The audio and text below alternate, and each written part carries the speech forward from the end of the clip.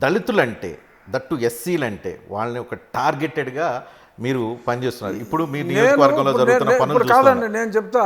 నాకు బ్యూరోక్రసీలో చాలా heavy contracts ఉన్నాయి. నాకు ఒకప్పుడు, ఇప్పటికీ కూడా టచ్లో ఉంటా, గురువుగారు అని చెప్పి అంటాను. ఎన్నోసార్లు నేను ఒక గురువుగా భావించి నాకు హెల్ప్ చేశారని చెప్పి ఆయన కాళ్ళకు కూడా నమస్కారం పెట్టా. టి గోపాలరావు గారు, మీరు అడగండి ఆయన్ని, ఆయన ప్రిన్సిపల్ సెక్రటరీగా రిటైర్ అయ్యారు. నాకు ఎంతో ఇష్టమైన ఐఏఎస్ ఆఫీసర్లో ఆయన ఒక ఆయన, కాకి మాధవరావు గారు ఒక ఆయన, అలా ఎంతోమంది, దయాచారి అని ఒక ఆయన ఉన్నారు, ఆయన రిటైర్ అయిపోయారు. They were all. PV Sunil Kumar అంటే కోపం, నాయక్ బీహార్ నాయక్ అంటే కక్ష. అసలు బీహార్ నాయక్ అన్నాడు అసలు నాకు తెలియదండి. నన్ను హింసించిన బ్యాచ్లో ఉన్నాడు కాబట్టి నేను కేసు పెట్టాను. ఇన్ఫ్యాక్ట్ ఇదే పివి సునీల్ కుమార్ బిఫోర్ ఈ రిసార్టెడ్ టు దిస్ ప్రమోషన్ కోసం కక్కుర్తిపడి నన్ను చంపే ప్రయత్నంలో అతను భాగమయ్యాడని నేను కేసు పెట్టి పర్సూ చేస్తాను. కానీ దీనికి ముందు, ఈ సంఘటనకు ముందు సునీల్ కుమార్కి నాకు కూడా మంచి సంబంధాలు ఉండేవి. ఇది నేను జగన్మోహన్ రెడ్డి ఉన్మాదంతో నన్ను దొంగ కేసు పెట్టి ఒక కేసు పెట్టాడు, ఏదో రకంగా బయటకు వచ్చేవాళ్ళని ఈ రకంగా చచ్చేలాగా కొట్టడం, దీన్ని ఈ కస్టోడియల్ టార్చర్ ఒక ఎంపీకే ఇలాగ కొడితే అసలు మామూలు పరిస్థితి ఏంటి? ఇదే ఇంట్లో ఇక్కడే మిమ్మల్ని అరెస్ట్ చేసి ఇక్కడ ఉంటే పట్టుకుపోయారు. ఇక్కడి నుంచి పట్టుకుపోయిన తర్వాత మిమ్మల్ని కొట్టారు అని చెప్పి మీరు ఆరోపించారు, కేసులు పెట్టారు, కోర్టుల దాకా వెళ్ళారు. కానీ ఈ రోజు వరకు సునీల్ కుమార్ని ఇలా చేశాడని మీరు ప్రూవ్ చేయలేకపోయారు కదా. టైం రావాలి, అదే కదా నా గొడవ. నా ప్రభుత్వాన్ని కూడా నేను ఎన్నోసార్లు కామెంట్ చేశాను, ఇంత అలసత్వం పనికిరాదని అన్నాను, ఎన్నోసార్లు అన్నా. ఇప్పటికీ కూడా ఎందుకు అతన్ని అలాగ వదిలేస్తున్నారు? ఎందుకు వదిలేశారు?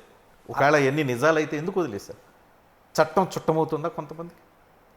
That was my allegation. నేను ఈ ప్రభుత్వంలో, నేను ఒక పార్టీ, ఈ ప్రభుత్వంలోనే నేను ఎమ్మెల్యేగా ఎన్నికైనప్పటికీ కూడా I'm everyday I'm questioning the same thing. ఎందుకు ఇంకా మీరు అలాగా ఎందుకు అనేదే నా ప్రశ్న. మీరు ఒక రాజ్యాంగబద్ధమైన పదవిలో ఉన్నారు, కీలకమైన పాత్రలో ఉన్నారు, మీకు తెలిసి ఉండాలి కదా. ఐదర్ రెండు జరిగే అవకాశం ఉంది.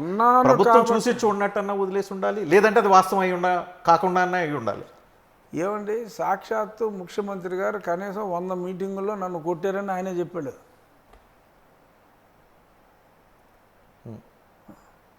కావాలని మీరు సరిగ్గా చూసుకోండి. చెప్పారు, అప్పుడు మీరు వేసేవారుగా అప్పుడు ఆయన మీటింగ్లు ఉంటాయి, చూసుకోండి.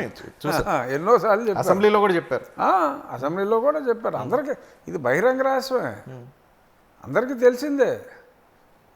మరి ఏదో అతను ఊపే ఉడదూపులు, ఏదో నా వెనకాల ఎంతమంది ఉన్నారు, ఒక్క రఘురామరాజు కోసం దళితులను అందరినీ మీరు మీ పార్టీకి వచ్చే ఓట్లను పోగొట్టుకుంటారా అని వాగే పిచ్చివాగుడికి ఏదన్నా మరి ఏమన్నా స్పందిస్తున్నారేమో. ఎవరు కాపాడుతున్నారు? మీ పార్టీలో ఉన్న వాళ్ళే కాపాడుతున్నారా?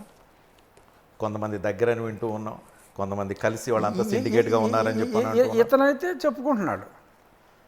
మీకు తెలుసుకుంటారు కదా, మీరు తెలుసు నాకు, కానీ ఇలా టీవీలో చెప్పక్కర్లేదు, కానీ మీకు తెలుసు అనే విషయం డిబేట్ అయ్యాక చెవులో చెప్తాను. చెవులో ఎందుకు, అందరికి బహిరంగ రహస్యమే కదా. మీ గుండెల మీద ఎక్కి మిమ్మల్ని దాడి చేసిన తులసి కుమార్ ఫ్రీ బాడ్గా తిరుగుతున్నారు. అవును, తిరుగుతున్నారు. మీరేం చేయలేకపోతున్నారు. అదే అప్పుడప్పుడు అనిపిస్తుందా అసక్తుడిగా ఉన్నాను అని ఒక బాధ వేస్తుందా ఎప్పుడన్నా? అవునండి, మామూలుగా ఉన్నవాడు ఏంటంటే అసక్తుడిగా ఉండి నోరు మూసు కూర్చుంటాడు. నేను నోరు మూసు కూర్చోకుండా కనీసం ఇదిగో ఈ తప్పు జరిగింది, ఎందుకు మీరు ఇలాగా ఈ రకంగా ఇంత నత్తనడకని అడుగుతాం, ఎవరన్నా అడుగుతారు ఎప్పుడన్నా ఇంటర్వ్యూల్లో, ఏంటి మీ కేసు అంతవరకు వచ్చిందని, సాగుతోంది అని చెప్తా. డెఫినెట్గా అది మూవ్ అవ్వాల్సిన అంత వేగంగా మూవ్ అవ్వట్లేదు అన్నది సత్యం, అది బహిరంగ రహస్యం. కనీసం నేను కాబట్టి ఆ మాత్రం అన్నా మూవ్ అవుతుంది, ఎప్పుడొకప్పటికి గమ్యం చేరకపోతుందా అనే నమ్మకం. ఇవాళ చేరకపోతే ఊరుకునేది అయితే లేదండి. కమ్ వాట్ మే, నా దగ్గర అన్ని ఎవిడెన్స్లు ఉన్నాయి. ఇవాళ most influenced person local, national, Delhi లెవెల్లో మీకు ఇన్ఫ్లుయెన్స్ ఉంది. ఏమో అతనికి అంతకంటే పెద్ద ఇన్ఫ్లుయెన్స్. కోర్టులో కేసు వేశారు, కోర్టులో కేసు కూడా సాగుతూనే ఉంది. వెనక ఏమైనా వేరే ఫోర్సెస్ ఏమైనా పనిచేస్తున్నాయా, ఎక్స్టర్నల్ ఫోర్సెస్? ఇప్పుడు ఏం ఫోర్సెస్ పనిచేస్తున్నాయో మీకు తెలుసు, నాకు తెలుసు.